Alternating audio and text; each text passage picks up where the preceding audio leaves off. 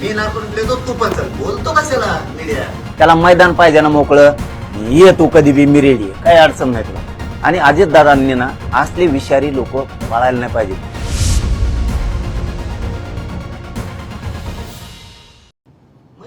मी अर्ज दिला ना, तू लपून बसला पुढं. किती दिवस झाले मी उरकून बसलो. तू किती 10-15 एसटी आपल्याला जायचं. मी किती बरं वाट बघितली. सागरला, नंतर वालीला पिशी घेऊन कपडे ते भरूनच ये. तो वाटच बघतोय मी. कितीतरी रिक्षे सुटले हातातून, कितीतरी गाड्या गेल्या. टायमाला गाडी भेटत नाही. तो ये ना. हा बघ, एका बापाच्या अवलाद असल्यासारखं वागायचं. एका बापाच्या अवलाद असल्यासारखं वागायचं. एकदा मला नार्कोटिक्स करायची, चल नार्कोटिक्सला. जे होईल ते होईल ना. मी नार्कोटिक्स देतो, तू पण चल. बोलतो कशाला मीडिया? तू केलंयच. तू घातपाताची सुपारी तू दिली. त्या आरोपींनी ते कबूल केलेलं आहे. आणि जर त्यांनी कबूल केलं नसेल तर त्यांना नार्कोटिक्सला घ्या, त्या 3 आरोपीला. आणि आम्हाला पण दोघाला घ्या. त्यालाही घ्या, मी पण येतो. मी तर अर्ज दिला आहे. असं लपून छपून नाही ना. उद्या इथं पत्रकार बांधवाच्या माध्यमातून मुंबईतून सांगतो मी. मला एसपींनी, कलेक्टरांनी, गृह मंत्रालयाने, ज्यांनी कोण असतील याच्यातले तत्वज्ञानी, त्यांनी सांगावं तुम्ही इथं सहाय्य करा, नार्को टेस्ट करायची, मी तिथं जाऊन उद्या सकाळी सहाय्य करतो. असं लपायचं नाही. तू भंगार चाळे करायलाच तू केलंय. मी पण माझं संरक्षण नाकारलंय. मी तर नकोच म्हणलं. विश्वासच नाही राहिला मला यांच्यावर. गरजच नाही ना. माझा समाज माझा आता संरक्षण करायला, आणि मी सुद्धा स्वतः समर्थ आहे. त्याला मैदान पाहिजे ना मोकळं. ये तू कधी बी, मी रेडी आहे, काही अडचण नाही तुला. पण जर आता कबुली दिली 3 आरोपींनी, तर एसपी साहेबाचं काम होतं जालन्याच्या, गृह मंत्रालयाचं काम होतं की यांनी जर आता कबुली दिली तर आपण त्याला अटक केली पाहिजे, त्याला चौकशीला घेतलं पाहिजे. हे काम करायला पाहिजे होतं. पण त्याला का घेतलं नाही, मी त्या दिवशी प्रेसला सांगितलं की ते अजितदादाच्या आणि फडणवीस साहेबाच्या पायावर जळून पडलं. पायाच चाटी तर त्यांची कव्हावी त्याच्यातून सोडायसाठी. त्याला लय पाया चाटायची सवय. खोटं बोलणार आणि दिली क्लीन चिट त्यातून. ठीक आहे, याचे एक ना एक दिवस खूप पडसाद उमटणार आहेत. कारण तुम्ही त्याला विनाकारण तुम्ही चौकशीपासून त्याला थांबवलंय. आणि अजितदादांनी ना असले विषारी लोक पाळायला नाही पाहिजेत. असले वाईट कृत्य घडून आणणारे, जे की निर्गुण खून घडून आणतात. संतोष देशमुखांचा त्यांनी निर्गुण खून घडूनच आणलेला आहे. 48 का काय कॉल झालेले त्याच्यात त्यावेळेस 1 नंबरच्या आरोपी बरोबर संतोष भाया देशमुखांच्या हत्यातल्या. त्याला अटक नाही केलं. महादेव मुंडेंच्या प्रकरणातलं सुद्धा माहिती आहे त्याला. बापू आंधळेच्या सुद्धा माहिती आहे. हे असले क्रूर हत्या घडून आणणारे लोक अजितदादा सांभाळायला लागले. ओबीसीचे दुसरे नेते नाहीत का? त्यांना धरा ना, त्यांना मोठे करा. असले कशाला? असले संपविले पाहिजेत. सगळ्यात जास्त बळ खत पाणी घालत असताना अजितदादा. एक दिवस अजितदादा तुमच्या पक्षाला सुद्धा खूप उतरती कळा लागणार आहे. ती लागू द्यायची नसेल, सत्याचं सत्य करायला शिका. मी 2-3 शब्द अजितदादाचे ऐकले होते बघा. हमेशा ते म्हणत असतात भाषणात गेल्यावर, एकदा असं हात फिरत येत आणि ते म्हणत असतात मी कामाचा माणूस आणि मला खोटं खपत नाही. हे 2 शब्द असतात. आम्हाला वाटलं कामाचे आहेत, खोटं खपत नाही म्हणल्यावर. तुम्ही आता हे घातपाताचं खरं आहे ना, आणि तुम्हाला खोटं खपत नाही ना, करा नार्को टेस्ट, पाठवा त्याला. जबाबदार पापात सहभागी होण्याचं काम अजितदादा करतायत. अजितदादाचं मग काय बांधाला बांध नाही का? असले लोकच तुम्ही जवळ संभळणार. आता ह्यो जो घातपात करणार आहे परळेवाला, अजितदादाला शे देणारे ओबीसीचे नेते संभळतो कोण? तोच. आणि अजितदादा कुणाला संभळतो? याला. म्हणजे बघा आता ही सिस्टम, म्हणजे अजितदादाला ते चालते. आणि आमचं खरं असून सुद्धा कामाचा माणूस हे म्हणतात, तुम्हाला खरं काम करतात तुम्ही म्हणतात, तर मग याचा शोध कस काय लागत नाही? पापात पडू नका अजितदादा. हो, मराठ्यांचे पोरं जर एकदापासून तुमच्यापासून सटकायला लागले ना, तुम्हाला फक्त त्याला एकट्याला धरून बसायला लागेल. आणि एक दिवस तसा दिवस उगणार आहे. 3 करोड पेक्षा जास्त मराठा बांधव आपल्या सोबत आहेत, तरी सुद्धा आपल्याला न्याय मिळत नाही. सामान्य नागरिकांचं काय होत असेल? नाही, मी नाही यायला कुठं, मीच पक्का आहे. अजून आरोपी अटक नाही. कुणाची? जे 2.5 कोटीची जी सुपारी होती त्याच्याबद्दल आपण बोलताय. अजून त्यांची नार्कोटिक्स करा वगैरे सगळं चालू आहे, पण आरोपी अटकेत नाहीये. आरोप अटकत नाही. तिघ अटकेत नाही. तिघ धरले.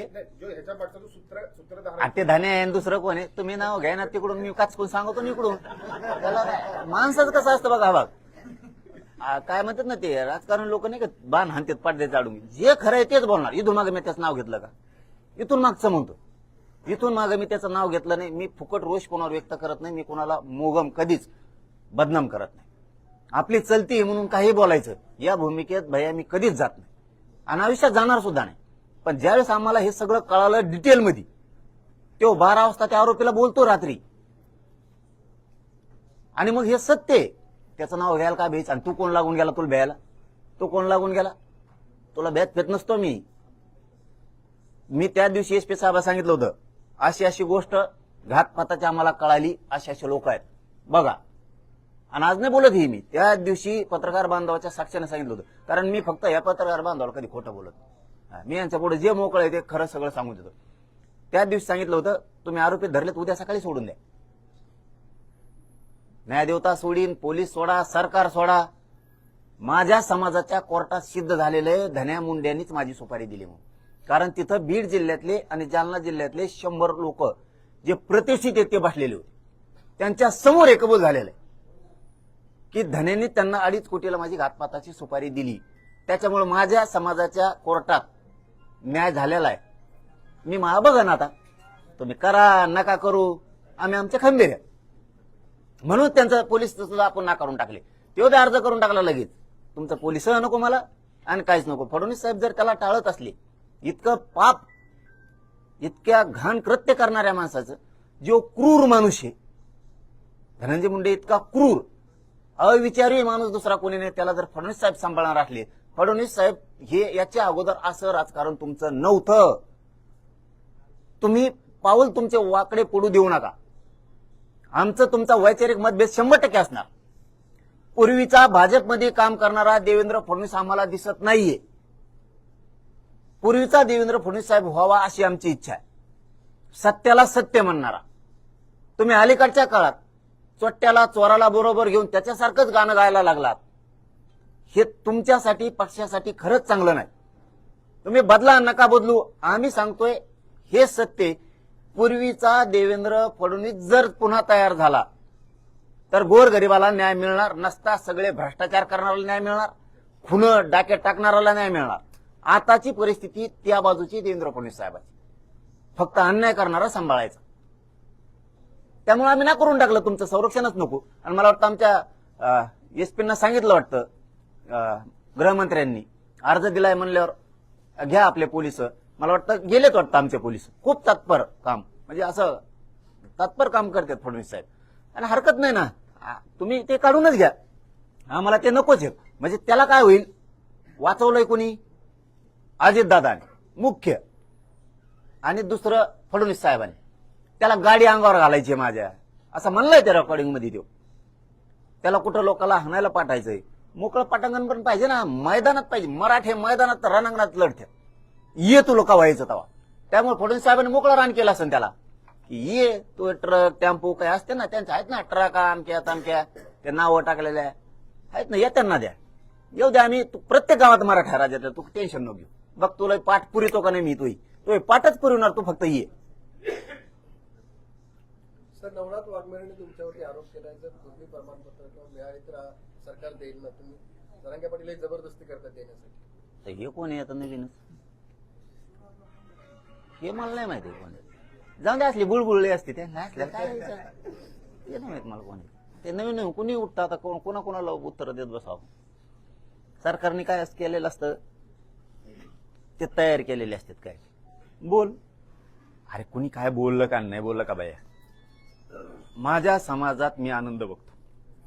माझ्या समाजाचा लेकराला मी आरक्षण देऊन सुखी समाधानी करायचं काम करतो. माझ्या समाजाचे लेकर मला आणखीन 2-4 वर्षात 5 वर्षात नोकऱ्यात गेलेले दिसणार आहे. मला माझ्या समाजाचे लेकर सुखी दिवस नाव ठेवणार आणि आयुष्यभर नाव ठेवायचंच काम करावं. काही कार्यकर्ते, काही समन्वयक असे असतील की त्यांची पुरी हयात काम करण्यात नाही गेली, पण नाव ठेवण्यात गेलेली. तुमचा काय चुकीचा शब्द आहे तेवढा उठलाचा का बसलाच लिहित सोशल मीडियावर. यांचा काय शब्द आहे ते उचलायचा का बसलाच लिहित. अरे तू काही करणार आहे का नाही आयुष्यात?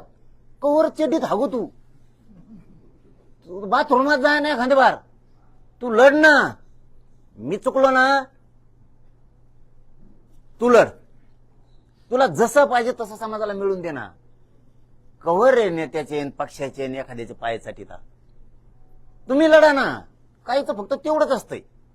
घरी बसलेले किंवा त्याच्या शेतात बसलेले, नाही तर त्याची काही दुकानदारी चालू असली तर त्याच्यात बसलेले, कोण काय काय बोलतोय दिवसभर ध्यान ठेवायचं, त्यातले शब्द काढायचे आणि बस तेवढंच त्या सोशल मीडियावर लिहायचं. काही काहीच्या आहेत याच्यात गेल्या, कारण हे घाणीत लोळणारे लोक, यांच्या डोक्यातली घाण निघूच शकत नाही. त्याच्यामुळे मी त्यांच्यावर देणं देत नाही. आमचे बी येत ना काही, आमचे काही काही तर संघटनावाले समन्वयक तुटून पडून काम करते, तुटून पडून. पण काही काही आता काय असतं, ते खायची सवय लागलेली असती, ते बंद झालं मग काय बोलायचं, याचा एक शब्द घ्यायचा तेवढाच बोलायचा. आणि माझ्या संघ 2-4 दिवस माझ्या संघ राहिलेलो आता 2-4 दिवसात जातात काही. म्हणजे हे सुद्धा प्रकार होते. त्याच्यामुळे आता यांच्यावर कुठं ध्यान द्यावं. माझं काम मी करत राहतोय, मला माझ्या समाजाला न्यायाकडे न्यायचंय, मी ते करतोय.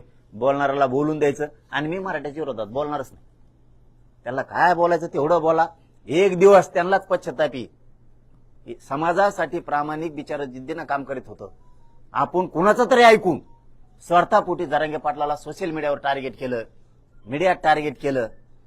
तोच माणूस योग्य होता. त्यांचे डोळे एक ना एक दिवस उघडतील. ज्याला त्यांनी सांगितलंय एक दिवस त्याला पश्चाताप येईल की याचं उगाच ऐकलं. आपण आपल्या समाजात खादीचा वाटा म्हणून थोडा हातभार लावून या लढ्यात सहभागी होऊन आपण समाजासाठी लढायला पाहिजे होतं. पण आपण हमेशाच विरोधात बोलत राहिलो. आता विरोधात बोलायचं म्हणल्यावर त्याला तर कोणी काही करूच शकत नाही. आता एखाद्याने जर लढायचं ठरवलं तर आडवे येणारच. आमच्या छत्रपती शिवरायांच्या काळात सुद्धा आडवे येतच होते. प्रत्येकात चालूच असतं. राजकारणात ते चालूच आहेत. मोदीला तरी कोण धाडाचं म्हणतंय, किंवा त्या मनमोहन सिंगला तरी कोण धाडाचं म्हणतंय का? काय असे लोक हसणारच ना. महात्मा गांधींना काय बोलतेत, काही सावरकरांना बोलतेत, काही छत्रपतींना बोलतेत, तर काही एखाद्या महाराजाला बोलतेत, एखाद्या साधू संताला बोलतेत. एखादा वाईट साधू संत असला तर सगळेच साधू संत त्यात गुंडळीत येत. बोलणाऱ्याची संख्या, हे जे विद्रूप असतात ना लोक, हे विकृत आणि विद्रूप या लोकांकडे आपण लक्ष देऊ. सर, अण्णासाहेब पाटील महामंडळाच्या काही योजना बंद पडल्या गेल्या काही दिवसापासून. पडल्या नाही. काल मी मग आपण असला असता आपला कचका. काल नरेंद्र पाटील साहेब मंत्री महोदय, मंत्रीच आहेत ना ते, कॅबिनेट मंत्री साहेब, त्यांनी काल सांगितलं बा, मी स्वतः ऐकलं. ते म्हणले त्या छगन भुजबळनी सांगितलं आणि अजितदादांनी फडणवीस साहेबांनी ऐकून मराठ्यांचा एलवाय बंद केला. त्यांचे येणारे कर्ज ते भरतात ना महामंडळ, ते परतावा येत नाही. मग आता उद्योजक करायचं, हे लय महत्वाचं आहे बरं का. आता उद्योजक करायचं नरेंद्र पाटील साहेबाच्या माध्यमातून ठरवलं फडणवीसांनी. मराठ्यांचे उद्योजक करायचे ठरवले फडणवीस साहेबांनी नरेंद्र पाटील साहेबांच्या माध्यमातून. आणि बदनाम कुणी केलं? फडणवीस साहेबांनीच. त्याचा अर्थ तोच होतोय. उद्योजक करायचे ठरवले होऊ पण तुम्हीच दिले नाही. म्हणजे एकीकडून महामंडळ पण बदनाम केलं, नरेंद्र पाटील साहेब पण बदनाम केले, आणि इकडे व्यावसायिक काम करणाऱ्या पोरं, त्यांचे ट्रॅक्टर जे काय ट्रक त्यांनी घेतले ते ओढून द्यायचं काम सुरू झालं. आणि मग कोणते उद्योजक? म्हणजे इतका राईट गेम केला यांनी.